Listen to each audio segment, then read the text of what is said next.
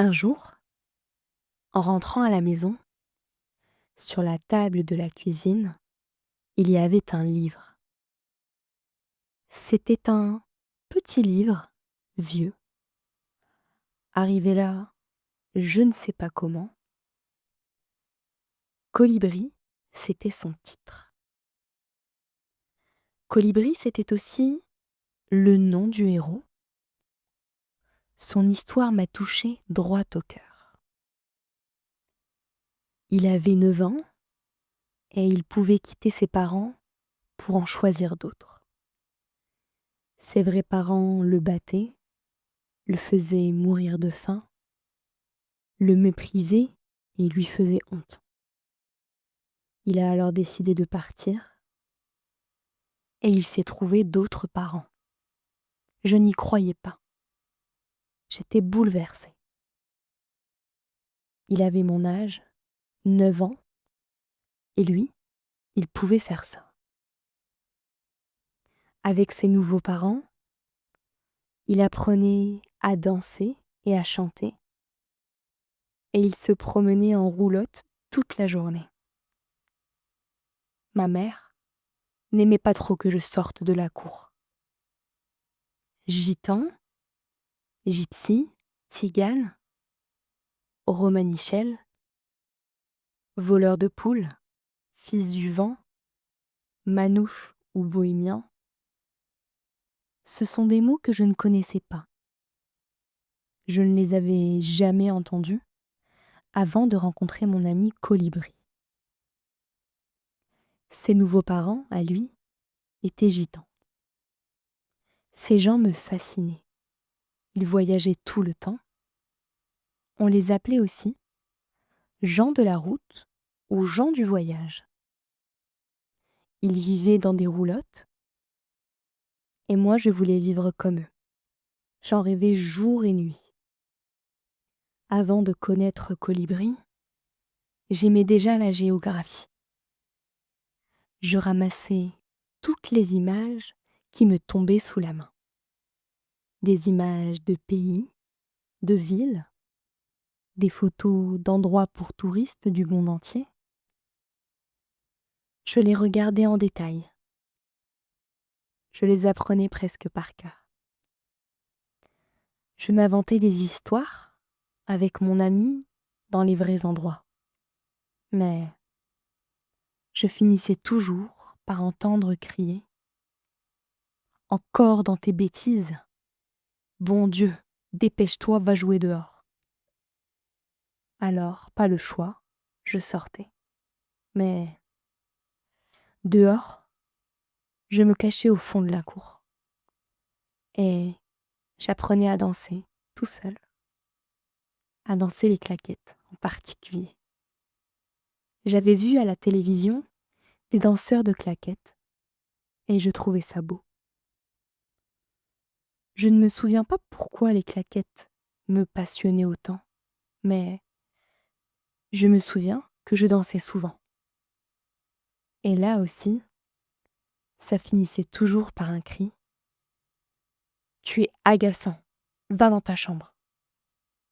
Est-ce qu'il y a quelqu'un au monde qui n'a jamais souhaité au moins une fois d'être adopté?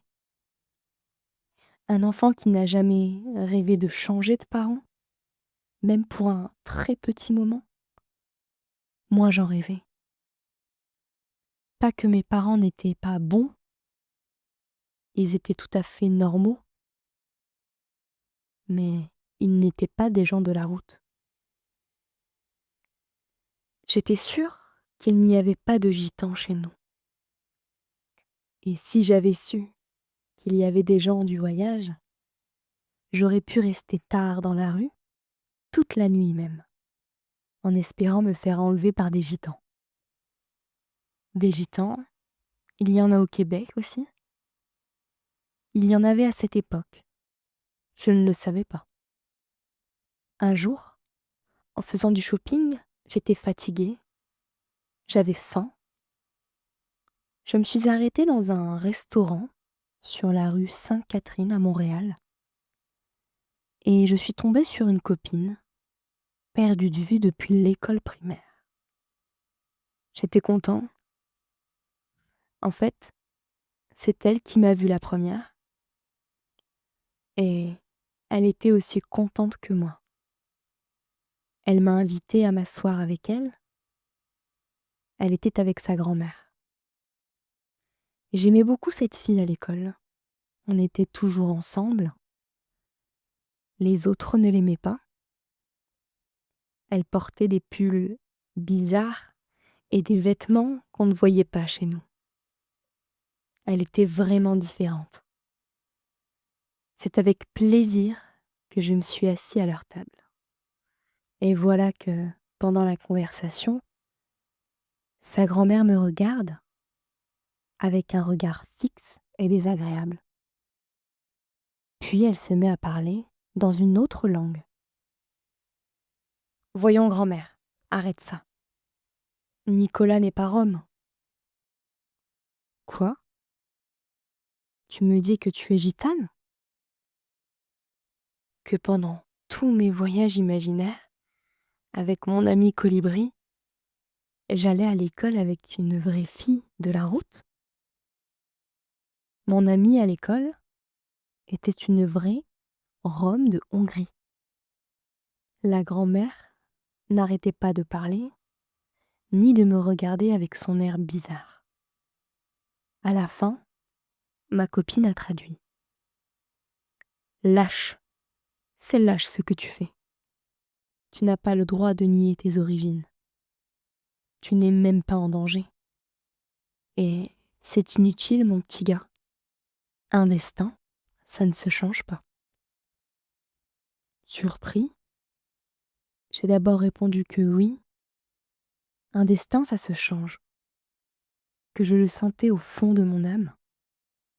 J'ai essayé de lui expliquer que, quand j'étais québécois, impur, comme disait mon père, que je n'avais jamais voyagé, que le plus loin que j'étais allée, c'était dans mon village à Montréal. Mais la grand-mère n'arrêtait pas de parler. Alors je suis partie. Plus tard, ma copine à qui j'avais laissé un moyen de me contacter m'a expliqué les problèmes et les humiliations sans fin que subissent les Roms dans le monde. Elle m'a raconté que sa grand-mère avait beaucoup subi avant d'arriver au Québec.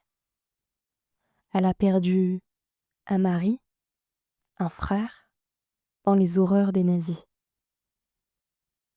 Elle a dû fuir avec 8 enfants, dont seulement 2 étaient à elle.